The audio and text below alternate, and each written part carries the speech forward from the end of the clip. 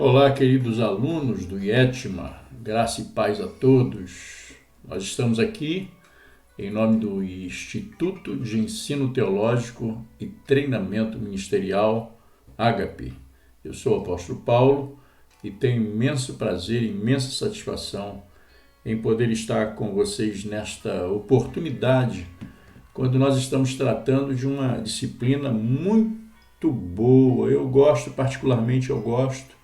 É uma das áreas que eu gosto de ministrar, hermenêutica e homilética. E essa é a unidade 5, a nossa aula é sobre organização do sermão. Eu desejo um bom aproveitamento a todos vocês e que nós possamos aprender, né? E com aquilo que estivermos aqui aprendendo, possamos estar nos capacitando ainda mais para podermos estar pregando cada vez melhor, ok? Eu quero mostrar para vocês aquilo que a gente faz em todo início de aula, aqui, em todas as 4 unidades anteriores, 4 aulas anteriores, nós fizemos uma apresentação dessa estrutura, que é a estrutura do sermão. Todo pregador deve estar sempre se utilizando dessa ferramenta para trabalhar o seu esboço. E aí nós vemos que é uma estrutura, né? Comumente a gente fala de uma forma vulgar, chamando de esqueleto do sermão. Exatamente essa lista de áreas que nós precisamos pesquisar, trabalhar, conforme os conceitos de hermenêutica e homilética.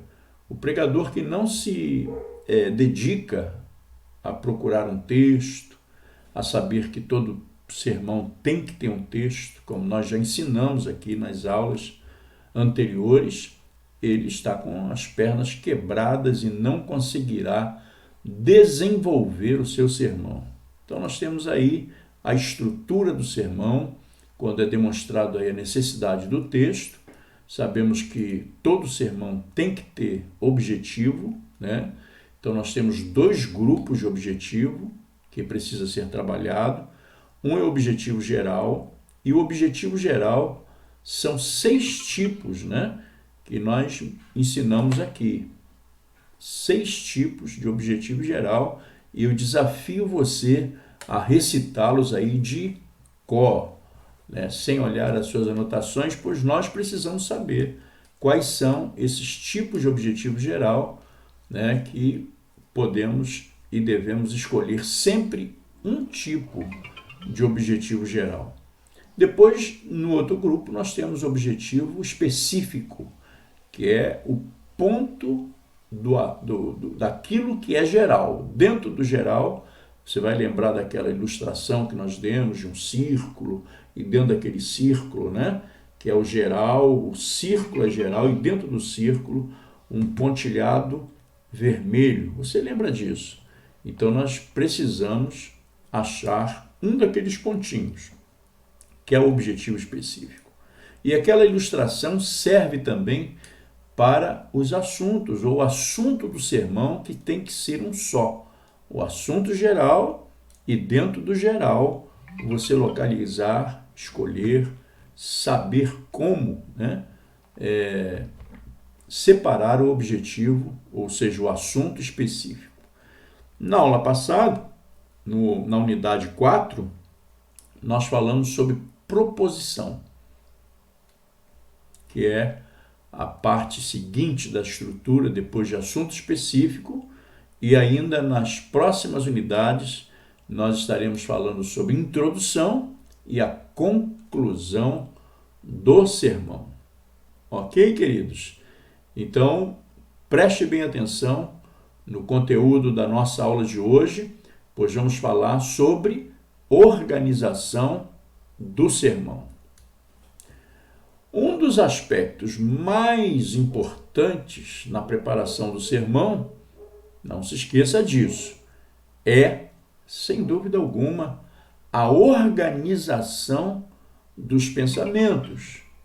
É preciso que o pregador saiba selecionar entre as suas ideias, aquelas que são importantes e aquelas que podem ser desprezadas, né? Na pregação, na prática da homilética, você não vai apresentar todas as informações que você recolheu na hora em que você estava pesquisando, estudando. Algumas, né, são necessariamente indispensáveis, mas não quer dizer que a que você vai dispensar elas não sejam importantes para outras, né, aplicações em outros assuntos, em outros objetivos, e não foi tempo perdido, mas você precisará, dentro de um sermão que tem só um assunto e dentro de um objetivo, né, você precisa saber quais são as ideias, quais são os pensamentos que não devem ser desprezados e sim devem ser utilizados. O que o pregador não deve fazer é pendurar as suas ideias pessoais, as suas ideias próprias, né? Suas próprias concepções, seus pensamentos, né? No texto bíblico. Nenhum pregador deve pendurar suas ideias no texto, mas que as suas ideias sejam geradas, que elas venham nascer do texto bíblico que o pregador estudou certamente. Ok? Então vamos adiante. Visto isso, falando sobre a organização do sermão, nós precisamos entender que existem razões que justificam, né, a necessidade, razões para que a organização do sermão seja tão importante, visto como uma grande importância. A primeira questão que você pode observar aí é que a organização do sermão ajuda o pregador no desenvolvimento do pensamento. Então, vou repetir.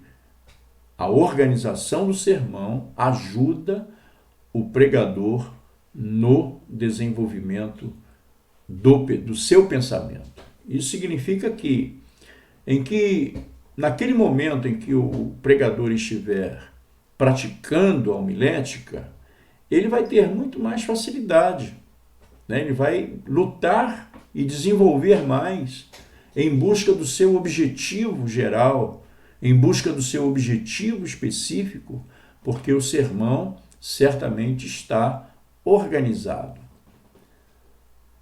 Na segunda razão aí selecionada, você vai ver que o sermão, ou seja, a organização do sermão, também ajuda o pregador a manter-se numa linha de pensamento, capaz de ser acompanhada pelos seus ouvintes. Então, a organização facilita, evidentemente, para que o pregador se mantenha numa linha de pensamento.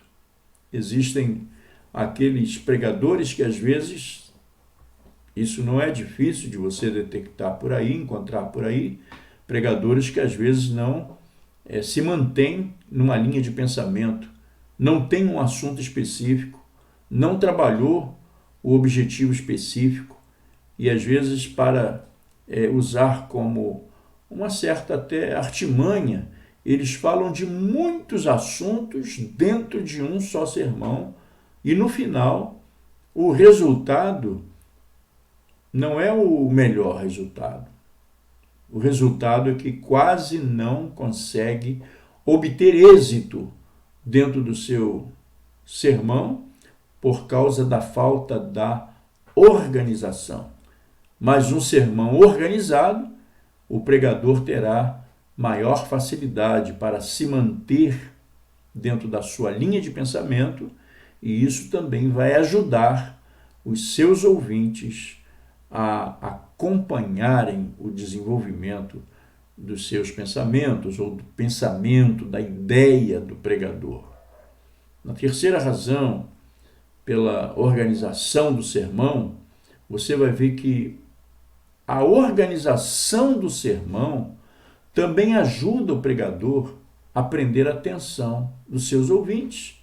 Isso é uma questão considerada até muito lógica, né? Porque quem é que não gosta de ouvir um sermão bem organizado, umas ideias, os pensamentos bem pontuados, as colocações das expressões, né, da linha de raciocínio bem direcionada.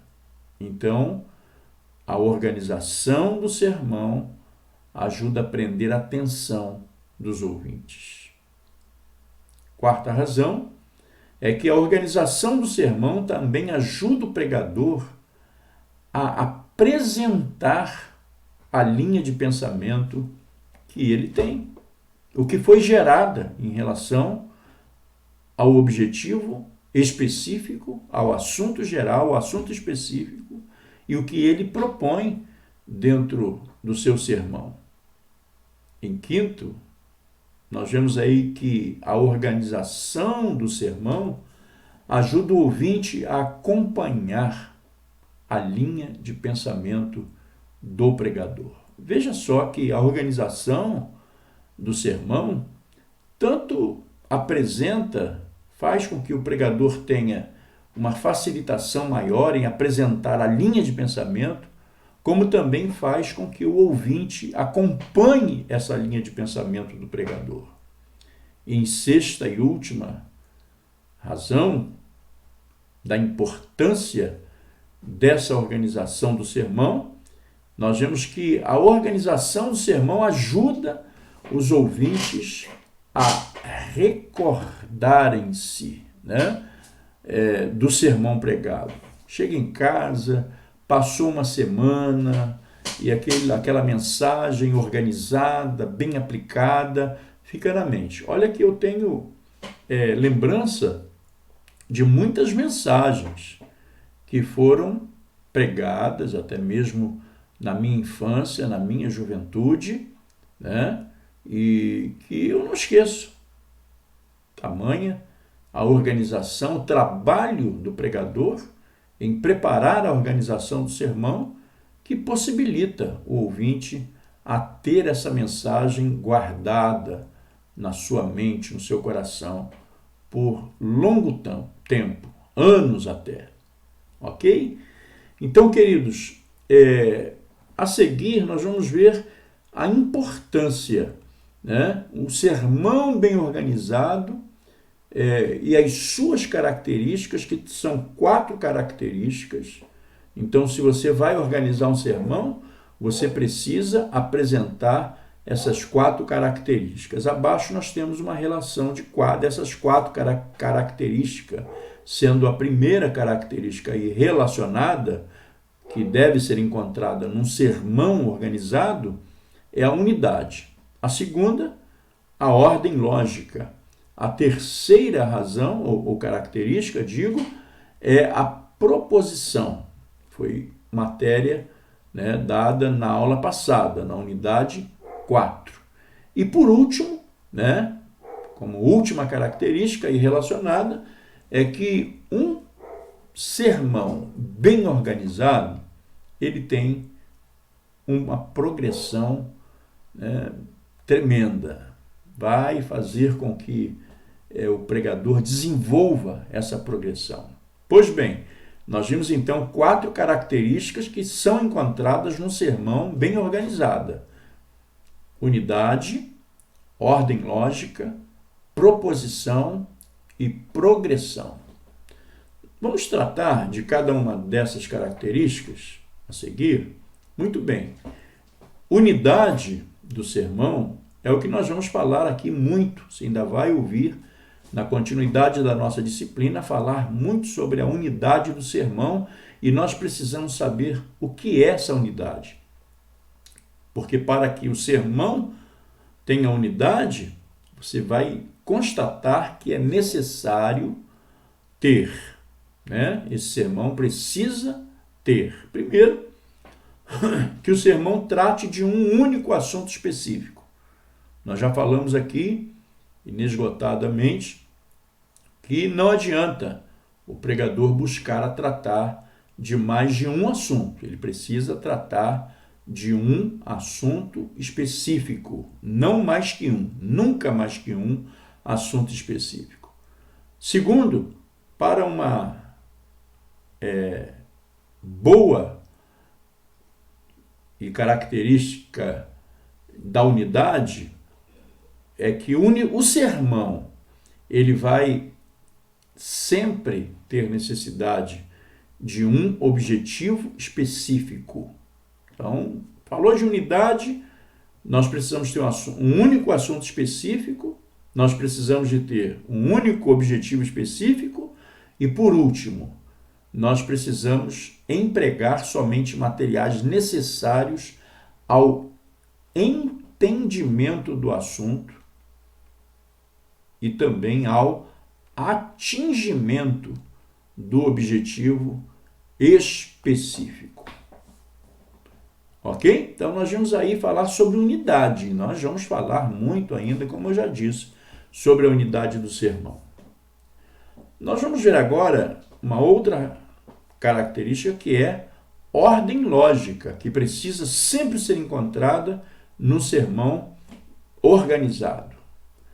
A ordem lógica dependerá do objetivo que o pregador quer alcançar. E a gente vai sempre bater na mesma tecla. Qual o objetivo que o pregador quer alcançar? Pois se ele tem um objetivo, ele vai, então, procurar trabalhar melhor no que diz respeito a esse progresso, a essa ordem lógica, não é? A essa unidade, porque a ordem lógica dependerá do objetivo que o pregador quer alcançar.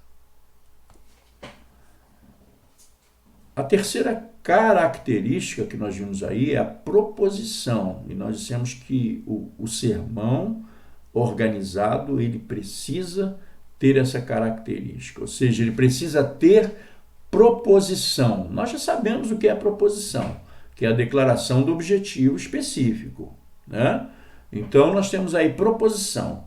O tempo dispensado a cada parte do sermão deve ser proporcionado à importância que cada parte tem para que o objetivo específico seja atingido. Talvez você possa perguntar, quais são essas partes? Porque cada parte bem elaborada, bem trabalhada, tem para que o objetivo específico seja atingido. Claro, quanto melhor for trabalhado o texto, que é uma das partes do sermão, o objetivo geral, o objetivo específico, assunto geral, assunto específico, proposição, né? Você dividir o tema, dividir o assunto específico, no máximo em 3 pontos, né? Em 3 partes. Nós vamos falar isso ainda mais para frente. Se você trabalhar essas partes, quando diz aí cada parte, para contribuir com o objetivo específico, é exatamente dessas partes que nós estamos falando. Texto, objetivo geral e objetivo específico, o próprio assunto específico, assunto geral, enfim.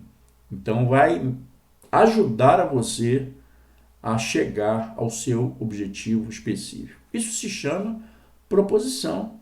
Quando você faz uma declaração, estuda o objetivo específico e aí você vai, então, ter uma boa proposição e apresentar essa proposição com o seu discurso, com a sua oratória, com a sua narrativa, conforme você desejar.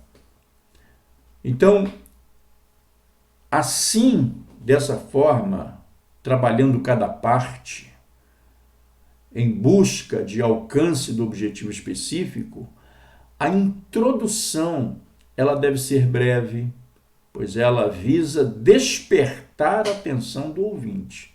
Não adianta você querer fazer uma introdução longa, pode configurar certamente um erro, né, hermenêutico, e dentro da homilética você se perder, você se confundir ou gastar tempo demasiado quando uma mensagem ela deve ter cerca de 30, 40 minutos, ou por mais que seja, né, esse tempo, uma hora, digamos assim, mas a introdução deve ser breve, pois ela visa despertar a atenção do ouvinte. É como se você estivesse chamando, né, o ouvinte, olha, venha ouvir, vamos ouvir o que vai ser pregado agora. Então, o corpo do sermão deve ser mais extenso. Quando eu falo corpo do sermão que deve ser mais extenso, é bom entender que essa forma de ser mais extenso do que a introdução. Então, você deve dar mais atenção ao corpo do sermão, à exposição do sermão. Então, ele deve ser mais extenso. E não a introdução ser mais extensa, não a conclusão ser mais extensa, mas o corpo do sermão ser mais extenso. Nós sabemos que a mensagem, ou toda mensagem, ela tem que ter começo, meio e fim. Então vamos colocar que a introdução ela está no começo. E o começo não pode ser mais alongado, né, do que propriamente o conteúdo, o cerne do sermão. Então, o corpo do sermão deve ser mais extenso, pois é a apresentação da ideia e a conclusão também deve ser breve, pois é a indicação de como atingir o objetivo do sermão. Entendido, gente? Muito bem. Então, vamos para o progresso, que é a última característica, a quarta característica que nós mencionamos aí, né, que o sermão organizado deve ter. O sermão deve andar na direção do objetivo específico. Então, ele é o alvo. O que é o alvo? Objetivo específico, né? O alvo a ser atingido é o objetivo específico. Então, esse andar em direção ao objetivo específico deve ser uma ordem crescente de interesse. O sermão precisa ter progressão. Eu quero chamar a atenção para que você não repita o erro que muitos pregadores, às vezes, com vício de linguagem, e nós chamamos de cacofonia, segundo as informações da língua portuguesa. O que é cacofonia? É o vício, o hábito de repetições de termos, né? A pessoa pega um vício, o pregador pega um vício de linguagem.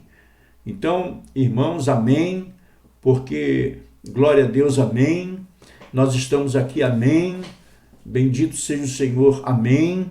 Eu vou ler um texto aqui, amém. Até ele ler o texto, ele já falou 200 améns, não é? E essa forma de linguagem é uma forma cansativa, que vai trazer dificuldades ao ouvinte, né? Claro que existem aqueles que já estão até acostumados a conviverem, a ouvirem esse tipo de coisa, mas não é favorável a uma linguagem para um pregador na execução da sua homilia, na sua homilética. Ele precisa fazer com que o sermão tenha progresso. E o progresso não é somente a cacofonia que o compromete. Às vezes a falta de organização das ideias. Então o elemento fica falando sobre um ponto a vida inteira, o tempo todo, e não desenvolve, não progride dentro do desenvolvimento da ideia que o sermão deve transmitir. Então, o sermão deve andar na direção do objetivo específico. Porque o objetivo específico é o alvo a ser atingido. E esse andar em direção ao objetivo específico deve ser em ordem crescente, preste bem atenção, ordem crescente e também interessante. Como conseguir a unidade do sermão? É isso que nós passaremos a falar aqui agora nas próximas linhas, nos próximos minutos. Como conseguir a unidade do sermão? E nós teríamos aí como ponto número 1, dentro desse item 5, o assunto específico, ou seja, o tema não deve demasiadamente ser amplo, não deve ser amplo demasiadamente. Então, você deve ser econômico em relação ao uso de palavras na composição do sermão. Eu digo econômico dentro de uma condição que se entenda. Porque se você usar como assunto específico do seu sermão o arrependimento, por exemplo, esse é um assunto amplo. Arrependimento? Ora, gente, o tema do sermão é arrependimento. Meu Deus do céu, que tema amplo. O que ele oferece na sua amplitude? É impossível você falar sobre arrependimento. Então, ele não é assunto específico. Vamos dizer que arrependimento seria, então, o assunto geral. Porque arrependimento é amplo para ser um tema. Agora, dentro do arrependimento, do campo geral do arrependimento, eu preciso buscar um ponto específico. Então, arrependimento seria demais para ser tratado em 20, 30, 40 minutos, 1 hora que seja. E uma vez que o pregador queira falar sobre o arrependimento, então é necessário que ele limite o assunto. Então, a sugestão seria os frutos do arrependimento, que você vai falar sobre arrependimento. Os frutos que ele produz, e aí você especificou. Esse sim seria um assunto específico bom, um tema bom.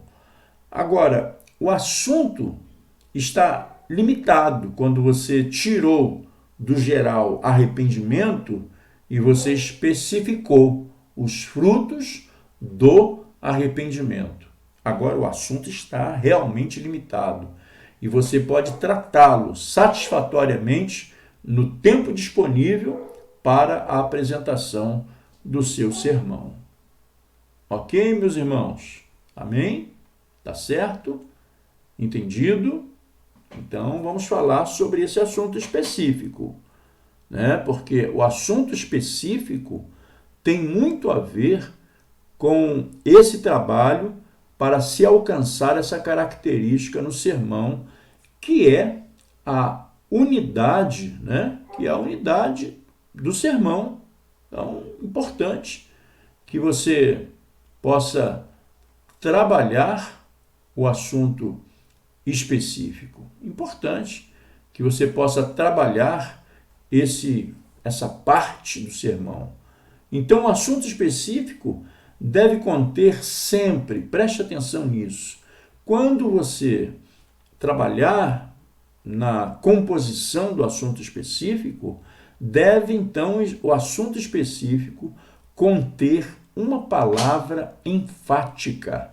Vamos ver aí um exemplo? Por exemplo, aí nós temos no livro de Apocalipse, no capítulo 2, versículo 9a. Vamos ver o que diz aí esse texto. Nós separamos aqui para ler.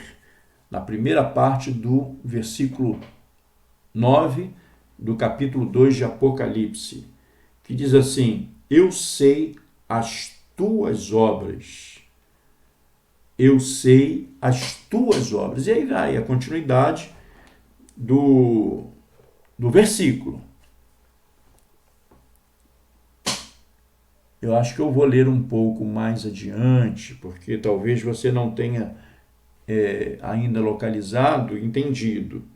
Então, Apocalipse, no capítulo 2, versículo 9a, assim, olha, eu sei as tuas obras, e tribulação e pobreza, mas tu és rico. Pronto. Eu sei as tuas obras, e tribulação e pobreza, mas tu és rico. Então, o assunto geral que esse pregador, trabalhando a organização do sermão, ele encontrou aí é riqueza. Então, ele vai falar sobre riqueza. Perceba que riqueza é um tema muito amplo, como nós acabamos de dizer a respeito do arrependimento. Então, riqueza, você tem milhares de pontos específicos, milhões de pontos específicos que você poderia encontrar e deve encontrar pelo menos um que se encaixe dentro do texto lido. Eu sei as tuas obras e tribulação e pobreza, mas tu és rico. Falar sobre riqueza está em unidade com o texto, porque o texto fala sobre riqueza, mas tu és rico. E aí então o pregador, trabalhando para achar o tema, o assunto específico, ele então coloca aí, nós somos os verdadeiros ricos. Muito bem. E ele vai agora falar assim, eu vou pregar uma mensagem pastoral, ou de alento, lembre-se disso. Então, vou pregar uma passagem pastoral.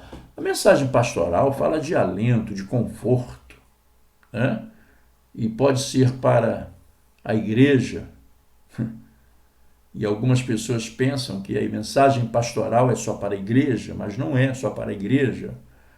Uma mensagem pastoral pode ser pregada para pessoas também não crentes, uma família enlutada, né? Como também um aniversário de 15 anos.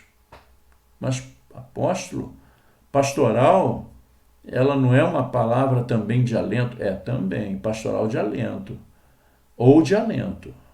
Pode ser para consolar alguém que está passando por um sofrimento, como também uma palavra de alento para consolar, confortar, animar, estimular alguém que está completando 15 anos.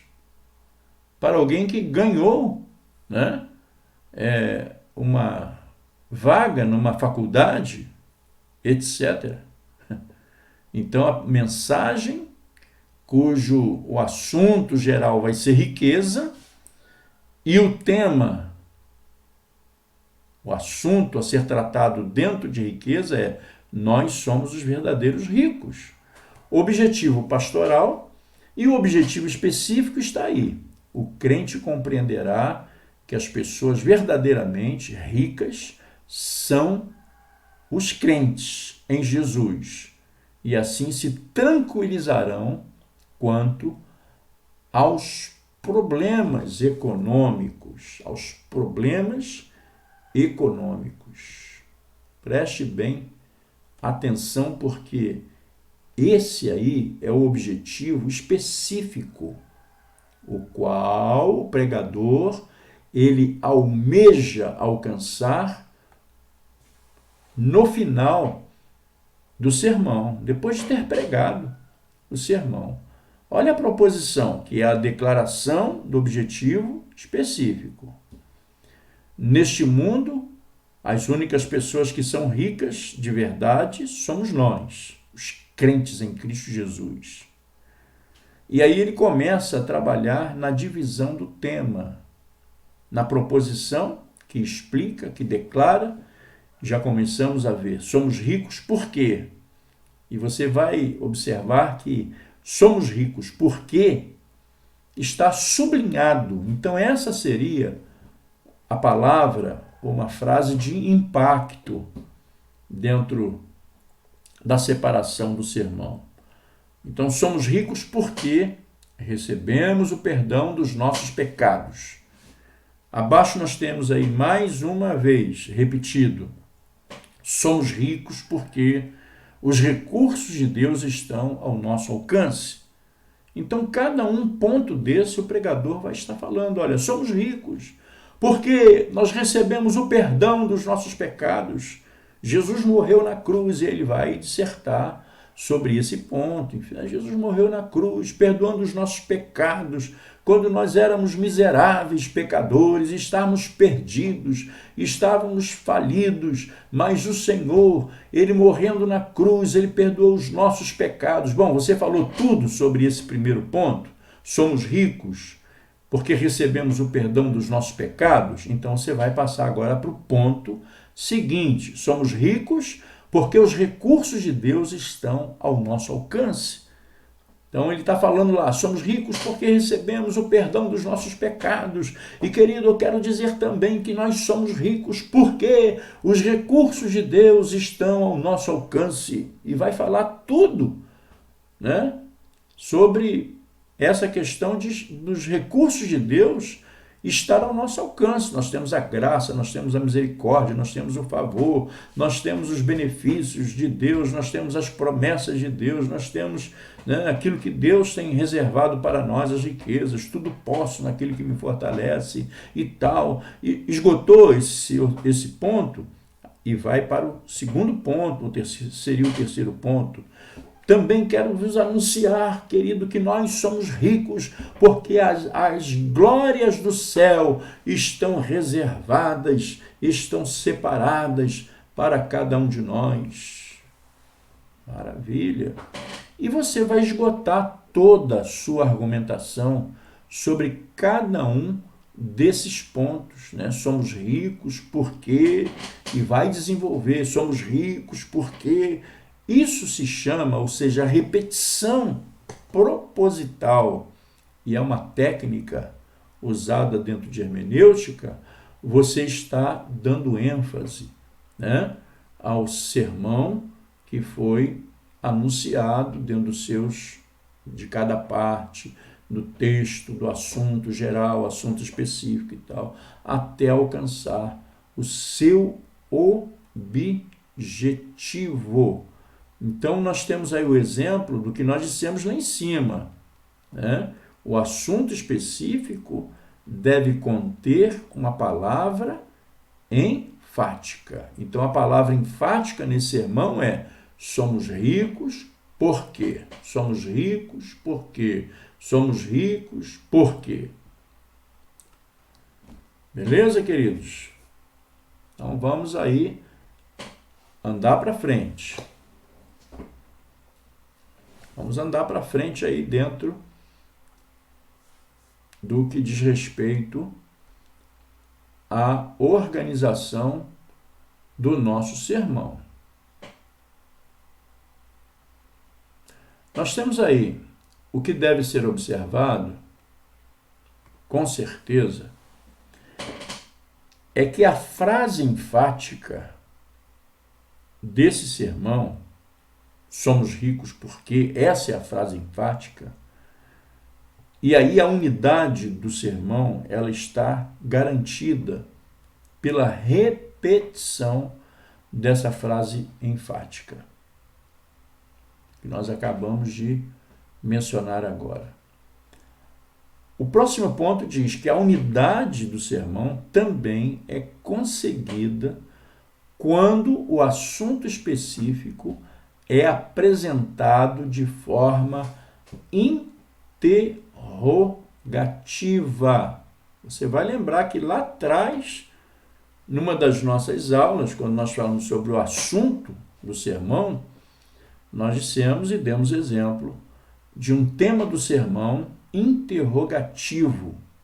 E aí você vai lembrar também que todo tema interrogativo vai requerer que o pregador apresente respostas, tá?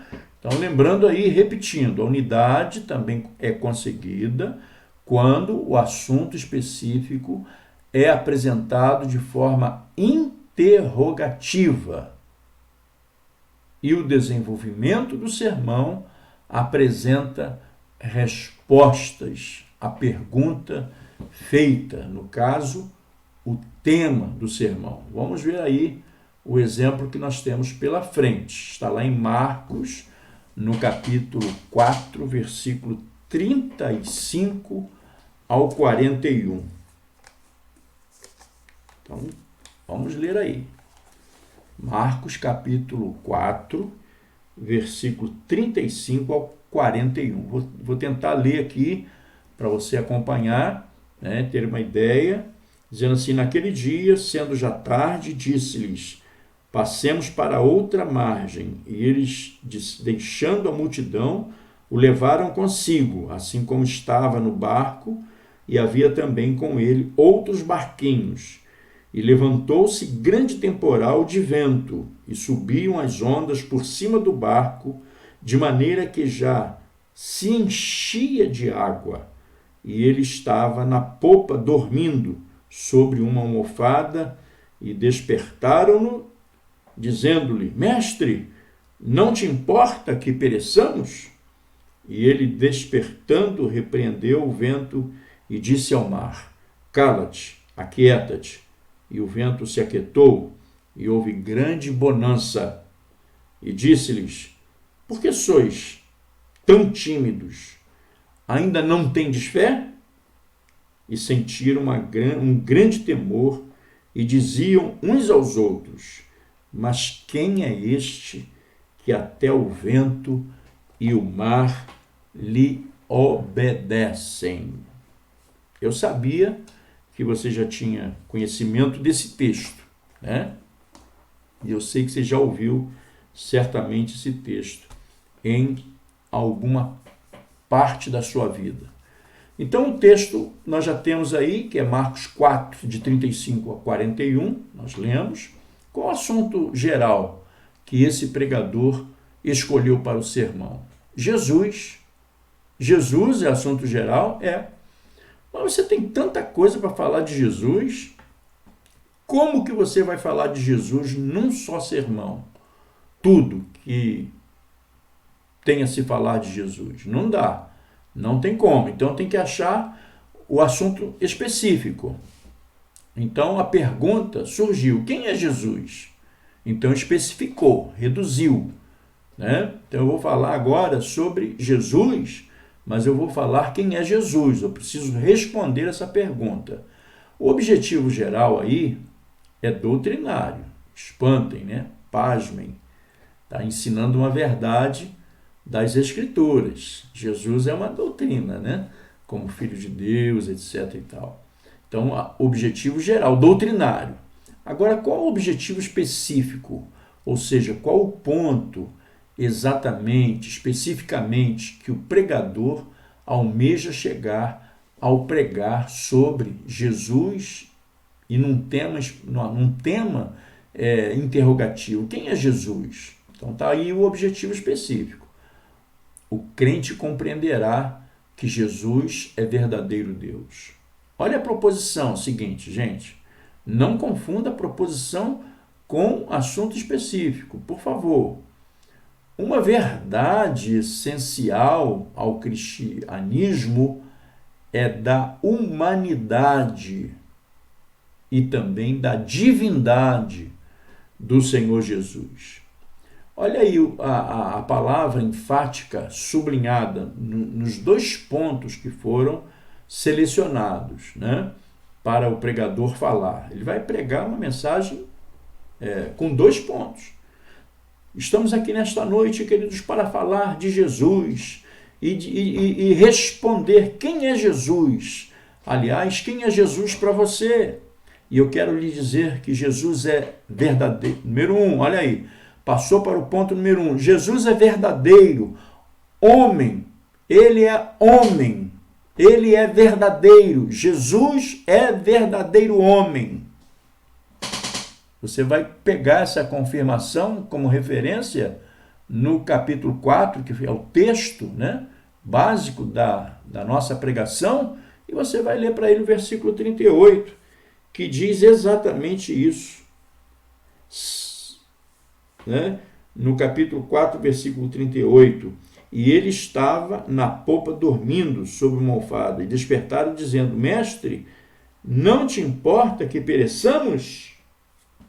E aí você tem a resposta, Jesus é verdadeiro homem. Ele estava dormindo. Ele tem as suas necessidades humanas e ele estava ali satisfazendo uma das suas necessidades humanas, que era dormir. Estava cansado, estava esgotado, estava dormindo. Então você vai falar, Jesus, ele é um verdadeiro homem. Na sua natureza humana, ele tinha suas necessidades. E aí você vai esgotar esse primeiro ponto. Mas eu quero dizer para você também que Jesus, além de ser verdadeiro homem, Jesus é verdadeiro Deus. E aí você vai pegar como base o versículo 39 do texto lido, que diz, e ele despertando, repreendeu o vento e disse ao mar, cala-te e aquieta-te. E o vento se aquietou e houve grande bonança. Você vai ver que Jesus, ele era verdadeiro homem, mas também era verdadeiro Deus. Glória a Deus, né? Que beleza, que maravilha, que coisa extraordinária.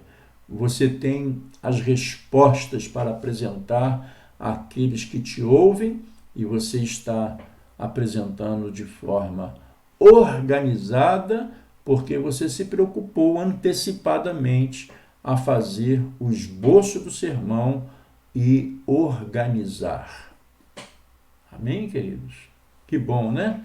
Estudar, aprender, desenvolver, se capacitar, como nós estamos aqui nesta oportunidade, trabalhando para que você seja capacitado dentro da prática de hermenêutica e homilética. A unidade também é conseguida quando o assunto específico é apresentado sob forma de uma ordem. E o desenvolvimento dá as razões para o cumprimento daquela ordem. Ok? Então você tem uma ordem dentro do texto. Precisa ter. Para que nós tenhamos unidade do sermão, você precisa encontrar uma ordem. E quando você tem uma ordem, e esse desenvolvimento dá as razões, o cumprimento daquela ordem. Jesus ordenou, por exemplo, no versículo 13 a 21 do capítulo 1 de 1 Pedro, do versículo 13 ao 21, nós vamos ler também rapidamente, de uma forma que você possa entender, que diz assim, portanto, cingindo os lombos do vosso entendimento, sede sóbrios, esperai inteiramente na graça que se vos ofereceu, na revelação de Jesus Cristo, como filhos obedientes, não vos conformando com as concupiscências que antes havia em vossa ignorância, mas como é santo aquele que vos chamou, sede vós também santos em toda a vossa maneira de viver. Olha a ordem aí. Porquanto escrito está, sede santos, porque eu sou santo. E se invocais por Pai aquele que, sem acepção de pessoas, julga segundo a obra de cada um, andai em temor durante o tempo da vossa peregrinação, sabendo que não foi com coisas corruptíveis, como prata ou ouro, que fostes resgatados da vossa vã maneira de viver, que por tradição recebestes dos vossos pais, mas com o precioso sangue de Cristo, como de um cordeiro imaculado e incontaminado, o qual, na verdade, em outro tempo, foi conhecido ainda antes da fundação do mundo, mas manifestado nestes últimos tempos por amor de vós. E por ele, credes em Deus, que o ressuscitou dos mortos e lhe deu glória para que a vossa fé e esperança estivessem em Deus. Então, queridos, o exemplo aí mostra, o sermão que apresenta razões que levam ao cumprimento de uma ordem. O texto você já leu comigo, 1 Pedro 1, de 13 a 21. Qual é o assunto geral? Santificação. O texto fala de santificação, se não fala, está errado. Então, se o assunto geral é santificação, o texto tem que falar sobre santificação. Mas santificação é um assunto amplo. Eu preciso achar um assunto específico dentro desse assunto geral. E aí está o assunto específico. Sede santos. Sede santos. É uma ordem. Não é um conselho. Não é uma questão facultativa. Mas é uma ordem. Então, isso aí é imperativo. Aí o pregador aí, ele separou em 3 pontos. Ele fez a introdução. Queridos, estou aqui para falar nesta noite a respeito da palavra de Deus, o que ele diz para nós em relação à santificação, cujo tema desta mensagem eu vos anuncio que é sede santos. É uma ordem imperativa de Deus. E nesta noite eu quero dissertar para você em 3 pontos. Primeiro, ponto número 1, somos levados a sermos santos pela lealdade de Deus. Se Deus é leal e Ele é o nosso Pai, os seus filhos também precisam ser santos. E aí você vai esgotar tudo sobre o ponto número 1. Estudou, preencheu, ensaiou na frente do espelho, não é? E aí você vai esgotar o ponto número 1. Até passar para o número 2. Falado, esgotado, o assunto número 1, você não vai voltar para ele. Depois que você passar para o ponto 2, você tem que progredir o sermão. Queridos, nesta noite também quero vos falar que nós somos levados a sermos santos pelo temor do juízo. E aí você vai falar, olha só, como oferece, razões para você desempenhar o sermão, ser levado a ser santos pelo temor do juízo. Você também vai esgotar o ponto número 2. E aí você vai passar para o 3. Somos levados a sermos santos pelo amor ao Salvador. Também você vai esgotar, falar tudo sobre a sermos levados a sermos santos, pelo amor a Jesus Cristo. Nós amamos a Jesus. Eu amo a Jesus. Se a igreja ama Jesus, ela tem a responsabilidade de viver uma vida de santificação. Que beleza, queridos. Você está entendendo. Eu tenho certeza que você está entendendo. Então, nesse exemplo A, quando fala da ordem, você tem aí as justificativas, as razões que você apresenta para cumprir necessariamente esta ordem. Esta parte grifada são as palavras de ênfase que você vai bater bem aí que eu digo, enfatizar bem aos seus ouvintes, tá? Não deixa de fazer isso, que é muito importante nesta questão de dar ênfase a cada ponto. Exemplo B. O sermão apresenta os meios disponíveis para o cumprimento de uma ordem. Também fala de uma ordem. Então, nós temos aí o texto, que é Mateus capítulo 28, versículo 19, que eu vou ler para você já, né? Texto deste sermão, exemplo B. Portanto, ide, ensinai todas as nações, batizando-as em nome do Pai e do Filho e do Espírito Santo. Essa é uma ordem, né? Todos nós somos comissionados. E aí você tem uma ordem. Então esse exemplo nos dá uma ordem e também esta ordem nos apresenta os meios disponíveis para o cumprimento de uma ordem. Olha o assunto geral. Não podia ser outro, né? Evangelização, missões. Quantas coisas você tem para falar sobre evangelização, sobre missões? Então você precisa ter um assunto específico.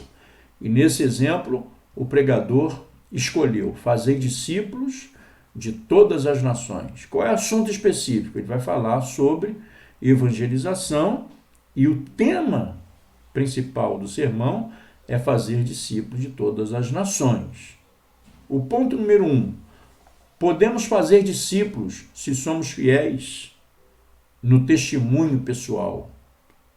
Aí você vai justificar esse ponto. Quero dizer para vocês, no primeiro ponto, que nós podemos fazer discípulo se somos fiéis no testemunho pessoal. Como está o seu testemunho pessoal? Como você vive na sua casa, no seu trabalho? Como você vive quando anda pelas ruas do seu bairro, da sua cidade? Como você é visto? Se você tem testemunho pessoal, você está habilitado a fazer discípulos de todas as nações. E nós podemos, ponto 2, podemos fazer discípulo se somos fiéis em orar pela conversão das pessoas. E aí você vai também esgotar, falar tudo sobre o ponto 2. Depois você vai para o ponto 3. Podemos fazer discípulo se somos fiéis em contribuir para o sustento da obra missionária. E pronto. Você vai esgotar tudo que for necessário, que você estudou, que você colecionou, que você abordou sobre esses dois, primeiro, segundo, terceiro ponto desta mensagem. E aí, querido, por último, nós vamos ver aqui, olha, a unidade também é conseguido quando o assunto específico for apresentado de forma declarativa e o sermão for um desdobramento daquilo que foi declarado, evidentemente. Aí nós vamos, por exemplo, você fez uma declaração e agora você vai desenvolver o sermão no desdobramento da declaração que foi feita. Então nós temos aí o sermão, né? Deixa eu ver aqui. Deixa eu me atualizar aqui, né? O exemplo é esse, Atos, capítulo 5, versículo de 1 a 11. Importante que a gente entenda direitinho o que está sendo dito. Quando diz assim o texto: mas um certo varão chamado Ananias com Safira, sua mulher, vendeu uma propriedade, reteve parte do preço, sabendo também sua mulher, e levando uma parte, a depositou aos pés dos apóstolos. Disse então Pedro, Ananias, aí você conhece a história, né? Que Pedro mente, ele combina com a mulher para mentir. E ele, por mentir, ali, aos pés dos apóstolos, homens consagrados, homens de Deus, homens de grande responsabilidade, representantes do reino, né? Você sabe que Ananias morreu por causa de ter mentido. Pedro, olha, não mentistes a mim, mas mentistes ao Espírito Santo. Então, ele caiu ali na hora e foi levado. Entra a mulher dele, e a mesma história que havia combinado com o marido, ela também conta para Pedro. E aí ela, mentindo, repetindo a mentira do marido, Pedro fala assim, olha, acabaram de levar o seu marido morto, porque mentiu. Assim também te levarão, porque mentistes ao Espírito Santo e não a mim. E aí também Safira, né? Então um casal morreu. O texto parece ser um texto difícil, né? E na verdade tem que ser trabalhado para que se encontre condições para pregar. O assunto geral dentro do exemplo que foi exposto é cristianismo. Cristianismo. E o assunto específico, uma vez que cristianismo é muito amplo, então o pregador teve o cuidado de encontrar o assunto específico, ou seja, o tema do sermão. Queridos, esse tema do sermão, assunto específico, nada há tão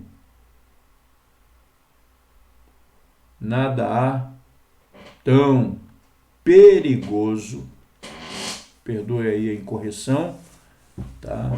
Da palavra perigoso, nada há tão perigoso quanto o cristianismo. Nada há tão perigoso quanto o cristianismo. Esse é o tema encontrado dentro do tema geral, dentro do assunto geral, o cristianismo. E foi dividido aí em 2 pontos. O pregador colocou o que é cristianismo falso, o que é cristianismo verdadeiro. Então ele vai falar sobre o cristianismo falso e sobre o cristianismo verdadeiro. Tá bom, gente? Ele vai esgotar o ponto número 1 e vai passar para o ponto número 2. Ele estudou, ele juntou informações sobre o que é cristianismo falso. E agora ele vai também expor aquilo que ele recolheu dos seus estudos, da sua análise, o que é cristianismo verdadeiro, até chegar o momento da conclusão.